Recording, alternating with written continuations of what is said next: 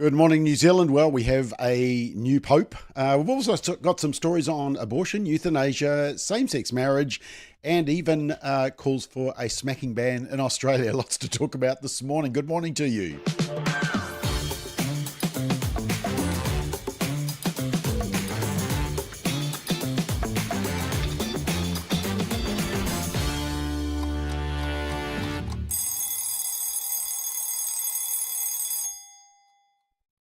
It is Friday morning, the 9th of May, heading into the weekend. And, well, the big announcement this morning is that Cardinal Robert Prevost is the 267th Pope of the Catholic Church, elected by the Cardinals today on the second day of the conclave, about 6 a.m. our time, 6 p.m. Rome time. Cardinal Prevost is 69 years old, from Chicago, so the first American Pope, and has taken Leo the 14th. So Pope Leo the 14th as his papal name, and at least 2/3 of the cardinal electors have to choose whoever the Pope is going to be, and they did it on the second day. So seems like a pretty relatively quick decision. And so we have a new Pope. Here's the announcement from the Vatican. We have a new Pope. The cardinals gathered in the Vatican's Sistine Chapel, and they have elected Cardinal Robert Francis Prevost. So Pope Leo the 14th.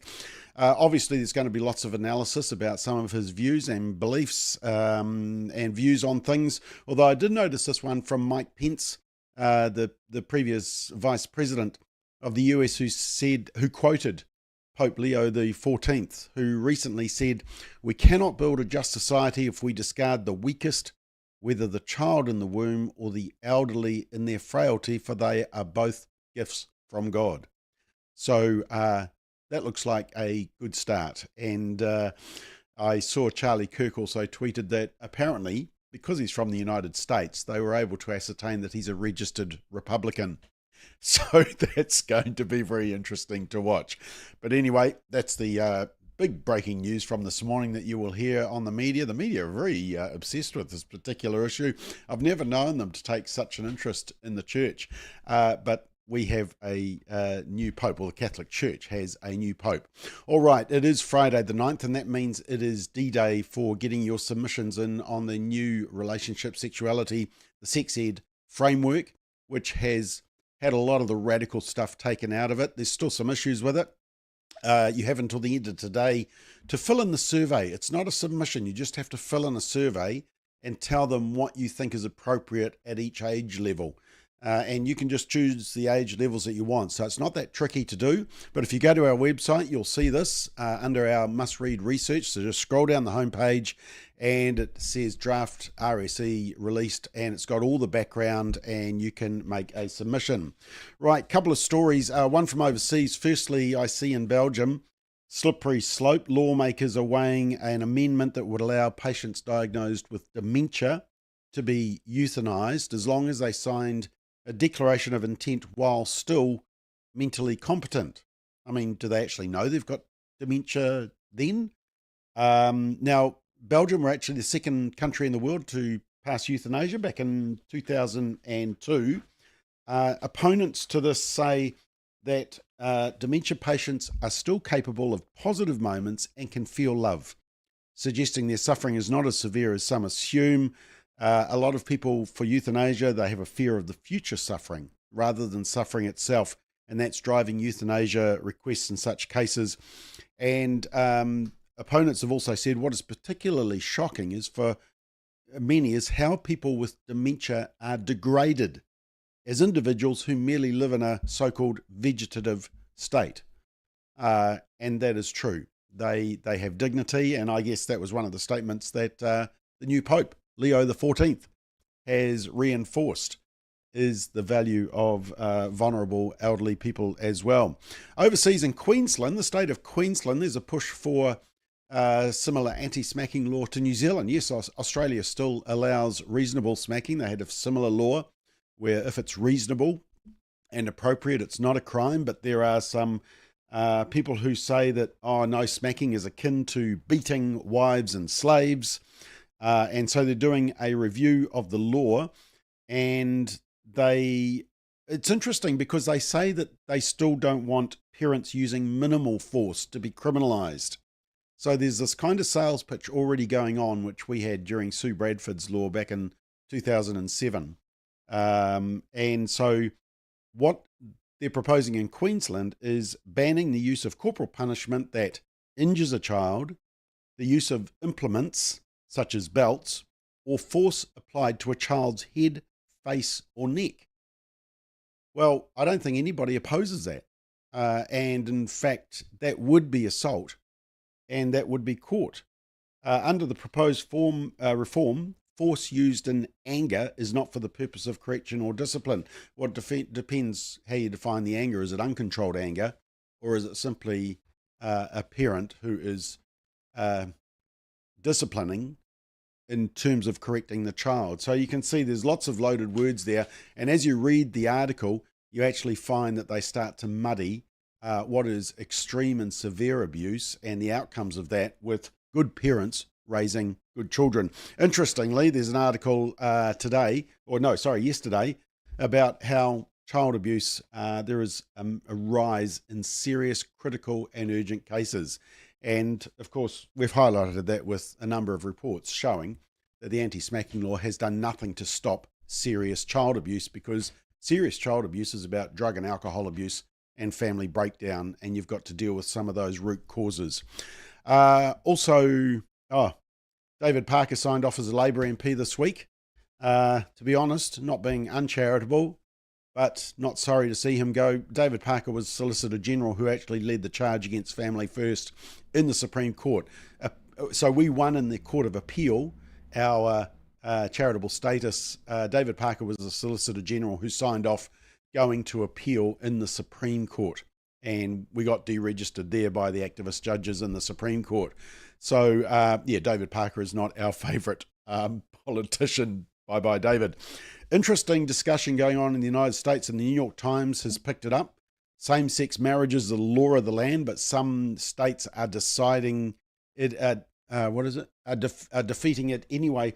And it's because a number of states are actually calling for the overturn, or for the Supreme Court to overturn the case Obergefell versus Hodges. Now, that's the case that legalized gay marriage that the Supreme Court did. And so Oklahoma is one of a group of states trying to push back against this 2015 decision. So other states are Idaho, Montana, North Dakota, Michigan, South Dakota, Missouri, Tennessee, and Texas. That's quite a lineup of states. And I think their tactic is a little bit like they did with Roe v. Wade, the abortion debate.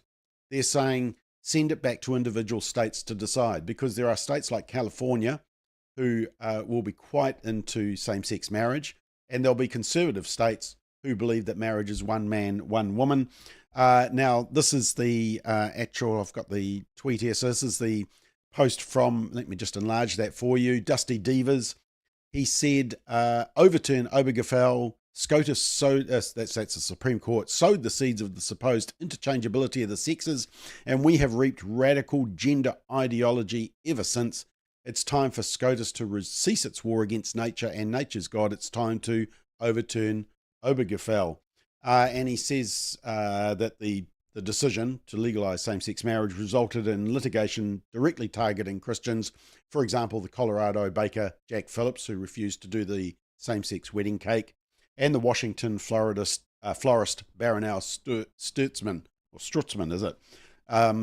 So it has impinged on religious freedom for those who don't adhere to the new definition of same-sex marriage. So that's going to be an interesting one to watch. Also, I don't know if you watch Frasier. I never did. Never have, actually. But you'll probably recognize his face there. And he is reflecting on his unborn children who were killed during abortions. It's part of his new memoir. He says, I know that people do not have a problem with abortion, and though I have supported it in the past, it eats away at my soul. He said, I supported the idea that a woman has a right to do what she wants with her own body. I still do, but it was hard for me, still is. A child's right to exist? Of course, life, he added. So he seems to be getting it. Interestingly, he recalls a situation where his wife was pregnant with twins and were advised by doctors to abort one child to save the other. When the unborn son's sac ruptured in utero, the couple decided to go ahead with the abortion of one of the twins, and the other was born healthy. And he says, "We killed him, our son.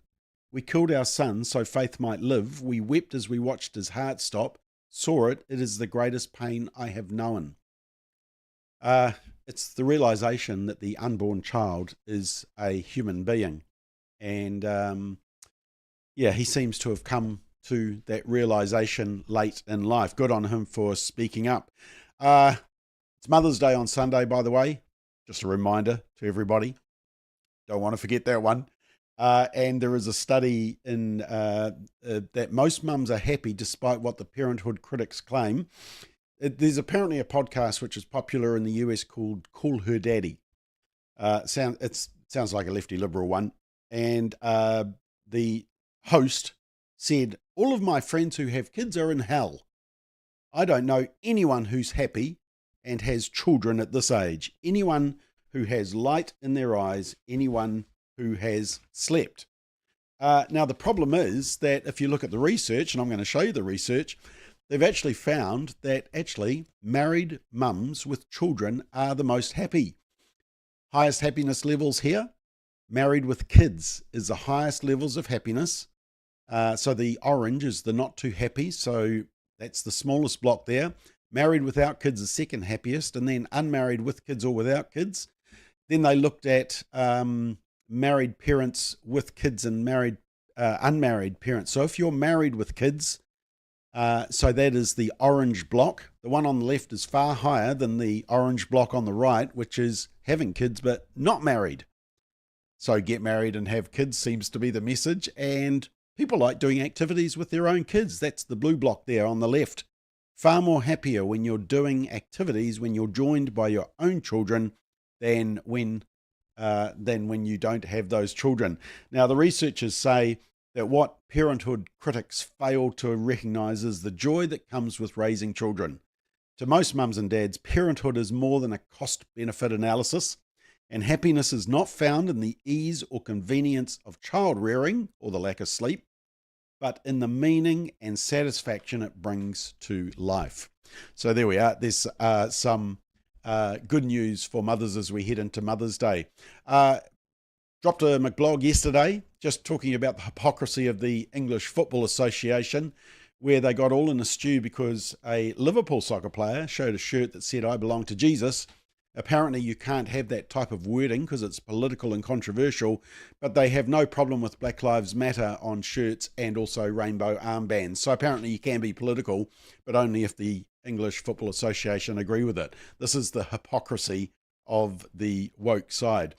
Speaking of woke, Sledge of the Week, funniest statement in Parliament this week was this little clip when Winston Peters decided to take on Labour leader Chris Hipkins. This is about robbing Paula to pay Paul. When you start talking about pay equity, the first thing you must understand where women is concerned is what a woman is.